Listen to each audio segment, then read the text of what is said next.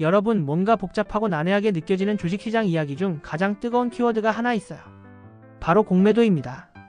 특히 2025년에는 한국에서 공매도가 전 종목 대상으로 다시 부활될 예정이라 많은 투자자분들에게 화제가 되고 있죠. 기존의 공매도 제한 조치와 이번 재개가 어떤 의미를 가지며 우리에게 어떤 영향을 미칠지 궁금하지 않으세요? 그래서 오늘은 공매도라는 개념, 정부의 주요 정책 변화, 그리고 투자자 관점에서 이것이 가지는 장단점을 쉽게 이해할 수 있도록 정리해드리려고 해요. 초보 투자자인 친구도 이 글만 읽으면 공매도가 뭐고 어떻게 준비해야 할지 알게 될 겁니다. 복잡한 용어와 숫자는 빼고 핵심적인 내용 위주로 쉽고 간단하게 풀어드릴게요. 집중하시고 따라오세요. 1. 공매도 왜 다시 주목받게 되었을까? 공매도라는 단어가 왜 이렇게 중요해졌냐고요?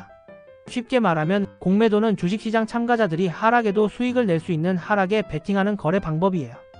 하지만 불법 및 부작용 사례 때문에 국내에서는 부분적 제한이 있었고 심지어 전면 금지되기도 했죠. 2025년 3월에 모든 종목에 대한 공매도가 재개되는 이유는 시장 안정성과 외국인 투자 유치 때문이에요. 금융당국은 공매도의 순기능, 예를 들어 과도한 주가 상승 방지와 효율적 가격 형성을 강조하고 있어요. 동시에 불법 공매도를 엄격히 단속하는 시스템 NSDS도 강화했답니다. 정부 입장에서는 자본시장의 신뢰 회복과 선진화가 중요했기 때문에 이번 조치를 통해 투자 환경의 투명성을 높이고자 했죠. 특히 글로벌 투자자의 신뢰를 다시 얻고 공정한 시장 경쟁을 만들려는 의지가 강하다고 볼 수 있어요. 2. 공매도 재개 누가 가장 민감하게 받아들일까? 공매도의 영향을 가장 많이 받는 건 당연히 주식 투자자들이겠죠. 특히 중소형주 투자자들은 공매도가 다시 시작되면서 소형주는 타격이 더 클까? 라는 우려를 가지고 있어요. 여기에 안정성을 선호하는 개인 투자자들도 민감한 반응을 보이고 있습니다. 왜냐하면 과거 사례에서 개인은 공매도로부터 보호받기 어렵다는 인식이 있었거든요. 하지만 최근 개인 투자자용 공매도 제도 개선 방안이 나오며 불평등을 줄이는 모습을 보이기도 했어요. 기관 투자자나 외국인은 공매도를 통해 더 높은 유동성과 다양성을 제공받을 수 있다는 점에서 이전 대비 긍정적인 모습으로 접근할 가능성이 높아요.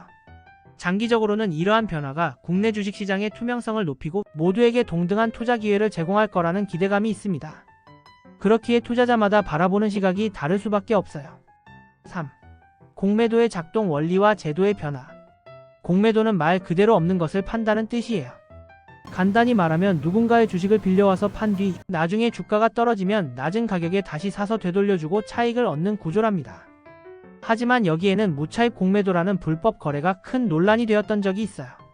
이런 문제를 해결하기 위해 금융당국에서는 공매도 전산망 NSDS를 도입했어요. 이 시스템은 불법 거래를 감시하고 위법 행위를 즉시 적발할 수 있도록 설계된 게 특징이에요. 또한 개인 투자자도 대차 기간이 길어지고 공매도에 접근할 수 있는 장치가 개선되었기 때문에 이제는 조금 더 평등한 환경이 만들어졌다는 평도 있답니다.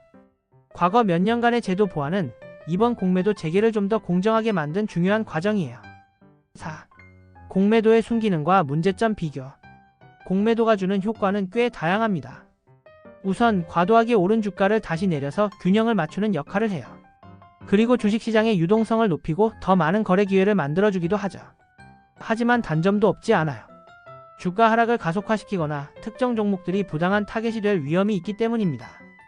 특히 소문이나 루머에 근거한 공격적인 공매도는 시장을 혼란스럽게 했다가 투자자들에게 손실로 돌아오기도 해요. 이런 이유로 많은 사람들이 공매도에 불신을 가지기도 했어요. 이젠 불법적인 행위는 더 철저히 감시되고 이상적인 공매도 본연의 역할만 작동하도록 시스템이 강화된 만큼 이전보다는 긍정적인 면을 기대해 볼 수 있겠죠? 재개된 공매도 투자자는 어떻게 준비해야 할까요? 공매도가 재개된다면 투자자들도 새로운 전략을 세워야 해요. 첫 번째로는 공매도가 많이 몰리는 과열 종목 리스트를 주의 깊게 살펴보세요. 투자 전에 종목에 대한 분석과 리스크를 철저히 점검하는 게 중요합니다. 두 번째, 공매도는 시장의 하락 가능성을 반영하므로 시장 상황과 업종의 흐름에 주목해야 해요. 일정 기간 동안 차익 거래가 심한 주식은 오히려 투자를 피하는 것도 좋은 방법입니다. 무엇보다 개인 투자자를 위한 대여 서비스나 정보를 활용해야 해요. 공매도를 긍정적으로 이용하는 방법도 있지만 초보 투자자라면 직접 시행보다는 트렌드를 읽고 관망하는 전략도 나쁘지 않답니다. 2025년 한국 주식시장의 큰 변화 중 하나는 바로 공매도의 전면적인 부활입니다. 이번 공매도 재개는 불법적인 행동을 막는 제도와 시스템이 강화되었다는 점에서 이전과 다르다는 점을 명심해야 해요.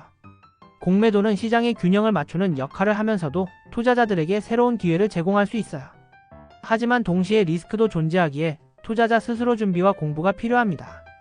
상황 변화에 민감하게 대응하고 정확한 정보에 기반한 투자를 한다면 공매도의 시대에서도 성공적인 결과를 얻을 수 있을 거예요. 앞으로 많은 변화가 있을 예정이니 관심을 갖고 준비해 보시길 바랍니다.